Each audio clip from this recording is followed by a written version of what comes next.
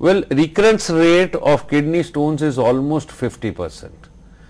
That's why ये जो treatment lithotripsy का पॉपुलर हुआ है, because that is the way, without operation आप पथरी को बाहर निकाल देते हो और रिकरेंस होने के पूरे चांसेस हैं।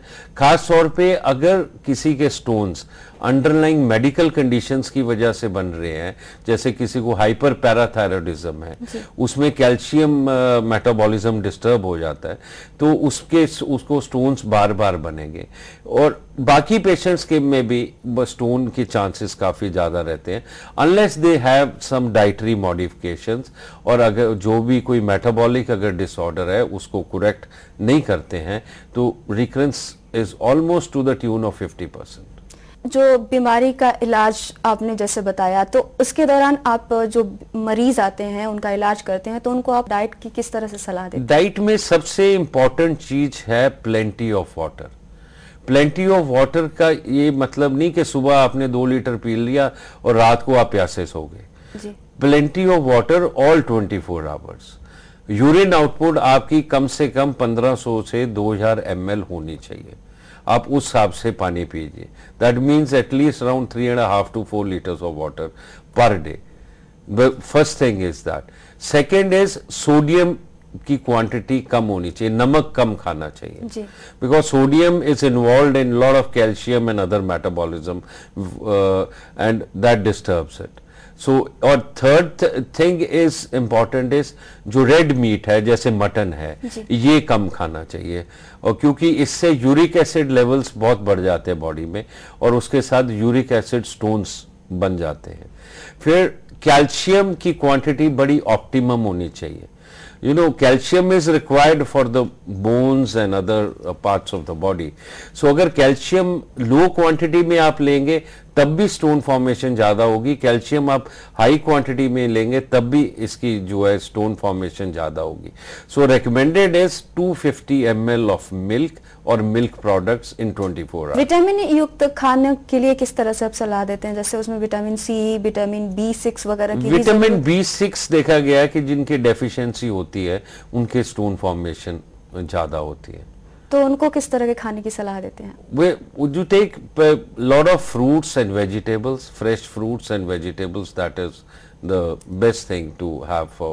आजकल कुछ मेडिसिन्स भी आ गई हैं जिनमें साथ में विटामिन B6 वगैरह होता है, तो वो क्योंकि B6 कहते हैं कि वो छोटे मोटे जो क्रिस्टल्स बनते हैं उनके साथ बाइंड करके it takes it out of the body. एक पालक का काफी रोल रहता है, लोगों को बहुत रहता है कि जी पालक खाने से, जब बीज वाली चीजें खाने से हो जाता है। इसमें हम यही कहेंगे कि because these things they contain lot of oxalate and calcium oxalate is the commonest stone. So हमारा यही एडवाइस रहता है कि इनको मॉडरेट अमाउंट में यूज कीजिए, ये नहीं कि इनको बिल्कुल बंद कर दीजिए।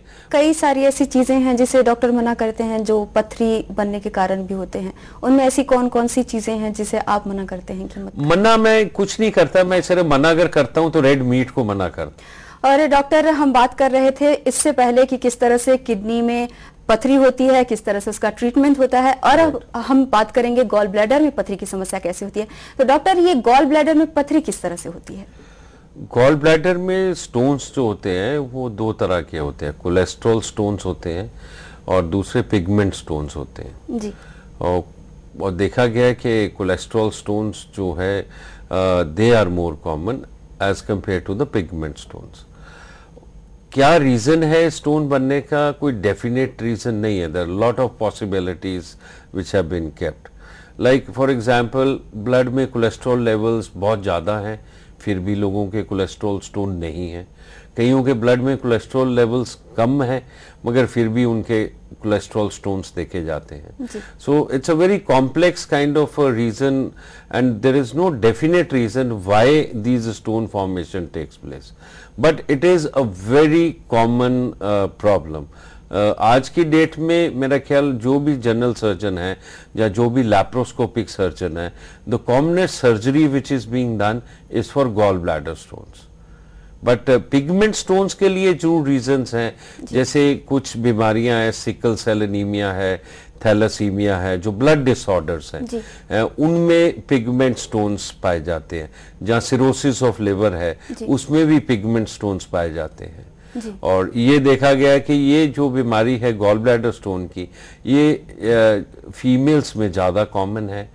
And as the age increases उसमें भी ज़्यादा कॉमन है, like in the age group of 40 to 50 years it is more common. But young patients भी काफ़ी आ रहे हैं जिनके गॉल ब्लैडर में स्टोन्स होते हैं।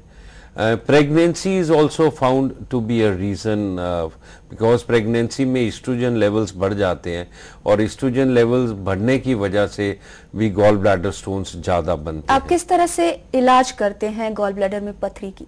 वेल, गॉल ब्लैडर में अगर स्टोन होता है वो दो तरह के होते हैं। One is silent stones, one is symptomatic stones.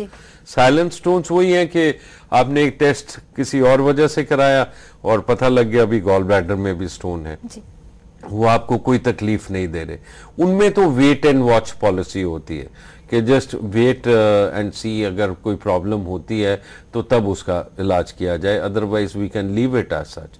But if there are many small stones और फिर भी वो प्रॉब्लम नहीं कर रहे, द एडवाइस इज कि इसका ऑपरेशन करा लीजिए, क्योंकि वो स्टोन नहीं तो आगे सिस्टिक डक्ट्स में से होता हुआ आगे सीपीडी में चला जाएगा, तो it will cause problem. But अगर सिम्टम्स हैं, सिम्टम जनरली होते हैं, दर्द होता है पेशेंट को अपर एब्डोमेन में, मतलब कि specially upper abdomen right side में, वहाँ पे पेन होता है, साथ में वॉमिटिंग होती है, और साथ में जो है pain it might, patient sometimes says in between the shoulder blades, पीछे पीठ में वहाँ पे भी दर्द होता है। And if the patient is having infection तो फीवर भी होगा। तो ये जनरली सिम्टम्स होते हैं।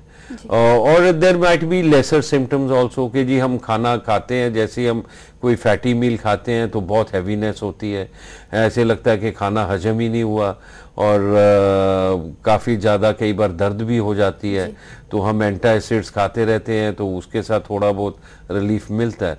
These symptoms are known as dyspepsia. Dyspepsia is a very common symptom of gastritis as well as of gallstones. So these are generally the symptoms with which the patient presents. और हम लोग diagnose करते हैं इसको ultrasound से। Ultrasound से पता लग जाता है कि गॉल ब्लैडर में स्टोन है कि नहीं है, और अगर गॉल ब्लैडर में स्टोन है और सिम्टोमेटिक है तो एडवाइस इज सर्जरी। जी डॉक्टर, कितना सीवियर पेन हो सकता है गॉल ब्लैडर में अगर पथरी हो तो?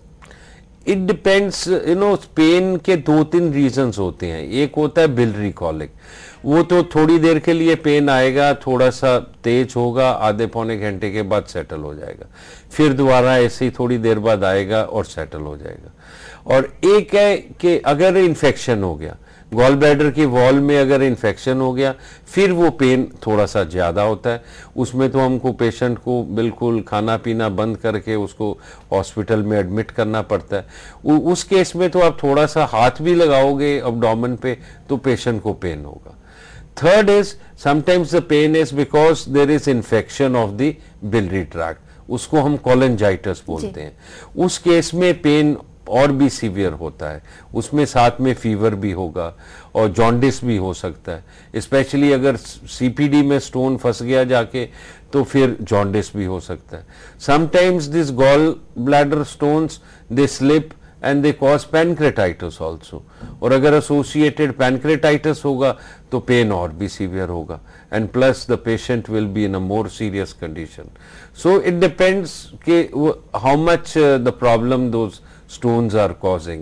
Depending upon that is the intensity of the pain. Doctor Trehan, इससे पहले आप बता रहे थे कि प्रेग्नेंट महिलाओं में भी इस गॉल ब्लैडर में पथरी की समस्या होती है। अगर उनको प्रेगनेंसी के दौरान उनके गॉल ब्लैडर में पथरी की समस्या होती है तो उनका इलाज कैसे करेंगे? Well, during pregnancy surgery is always avoided because anaesthesia के अपने साइड इफेक्ट्स रहते हैं। तो कोशिश यही की जाती है कि हम कंजर्वेटिव मेथड से कि मेडिसिन वगैरह दे के मे बी उनको 2-3 दिन एम्प्टी स्टमक रख के IV ड्रिप और ग्लूकोज वगैरह और एंटीबायोटिक्स दे के we try to settle down the pain, and after the delivery has taken place then we advise to get the surgery done. But generally that is the rule which is being followed over here, because during pregnancy it's too मतलब कि अगर pen होगा तो काफ़ी severe होता है, and it is sometimes difficult also to diagnose कि whether it is because of gallstones or something else. Doctor, gall bladder की सर्जरी करके आप निकाल देते हैं, किस स्टेज में ऐसा करना पड़ता है? अगर सिम्टोमेटिक गॉल ब्लैडर है या डिजीज्ड गॉल ब्लैडर है कि उसमें स्टोन्स पड़े हैं, वो काम ही नहीं कर रहा है, या बहुत छोटे छोटे स्टोन्स हैं, मल्टीपल स्टोन्स हैं, क्योंकि उनका स्लिप करने का डर रहता है और वो CPD में जाके गॉल ब्लैडर CPD ऑब्स्ट्रक्शन कर सकते हैं या पैनक्रेटाइटिस कर सकते हैं। ऐसी कंडीशंस में the advice is get a surgery done.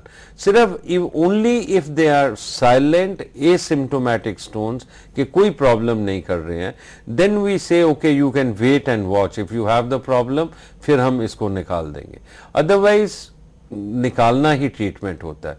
But patient जो है उसको उसकी धारणा यह है कि स्टोन है तो means gall bladder has to go out ji.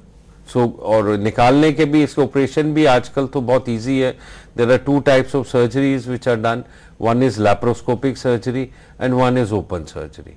Open surgery तो पहले से चली आ रही है, लैप्रोस्कोपिक सर्जरी शुरू हुए अभी 20 साल ही हुए हैं। So this laparoscopic surgery patient friendly बहुत है, बिकॉज इसमें सिर्फ पेशेंट का हॉस्पिटल स्टे बहुत कम है, उसको पेन भी कम होता है, एंड प्लस उसका रिकवरी टाइम बहुत फास्ट है। डॉक्टर त्रेहन, गॉल ब्लैडर हटाने की बात अभी हम कर रहे थे। गॉल ब्लैडर फैट डाइजेशन का काम करता है, अगर इसे हटा दिया जाए तो फिर फैट डाइजेशन का काम कैसे होगा? देखो ऐसे है कि जब भी मील्स जो हैं इंटेस्टाइन में पहुंचते हैं तो गॉल ब्लैडर कंट्रैक्ट करता है और बाइल को उधर इंटेस्टाइन में डाल देता है। The purpose of the gall bladder is to concentrate the bile. जब वो फूड नहीं है तो वापस बाइल गॉल ब्लैडर में इकट्ठा होना शुरू हो जाता है, तो और वो कॉन्सेंट्रेशन फिर उसकी करनी शुरू कर देते हैं। जब वो कोई मील आएगा तो गॉल ब्लैडर फिर कंट्रैक्ट करेगा और वो थ्रो कर देगा। In the absence of gall bladder होता ही है कि द बाइल फॉर्मेशन तो वैसे ही होती है, they go directly into the intestine and gradually the body adjusts for its digestion. Generally कोई प्रॉब्लम नहीं आता है पेशेंट को। ऑफ कोर्स कुछ परसेंटेज लोग हैं जिनमें गॉल ब्लैडर निकाला जाए उनको सिम्टम्स रहते हैं, जैसे ब्लोटिंग सेंसेशन रहती है, हैवीनेस रहती है आफ्टर मील्स, या कईयों को डायरिया की कंप्लेंट रहती है कि हमको not exact slightly loose stools आते रहते हैं, but gradually the body adjust to it and patient also adjust to it and there is no problem. Doctor Trehan, इस तरह के मरीजों को आप खाने की किस तरह से सलाह देते हैं?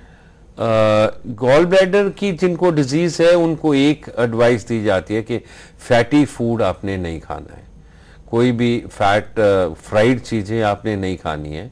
जो भी आप दाल सब्जी जो भी खा रहे हो उसमें जो भी ऑयल घी whatever you are using वो बिल्कुल मिनिमम क्वांटिटी में यूज की जाए, and fried stuff should be totally avoided. जी डॉक्टर त्रेहन, आप हमारे स्टूडियो में आए, पथरी की समस्या के बारे में हमसे बातचीत की, आपका बहुत बहुत धन्यवाद।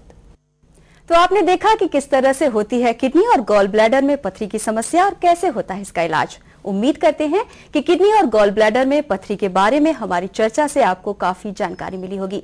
अगर आपकी सेहत से जुड़ी कोई समस्या है जिसके बारे में आप हमसे जानकारी चाहते हैं तो आप हमें इस पते पर ईमेल कर सकते हैं। हमारा पता है healthline@dayandnightnews.com और आप हमें फोन करके भी अपनी हेल्थ से जुड़ी समस्या बता सकते हैं। हमारा फोन नंबर है 0172504334। हमारा नंबर आप अपनी टीवी स्क्रीन पर भी देख सकते हैं। और फिलहाल अभी के लिए हेल्थलाइन में बस इतना ही। अगले हफ्ते हम फिर हाजिर होंगे एक नई बीमारी के बारे में आपके सवालों के जवाब लेकर। तब तक के लिए नमस्कार।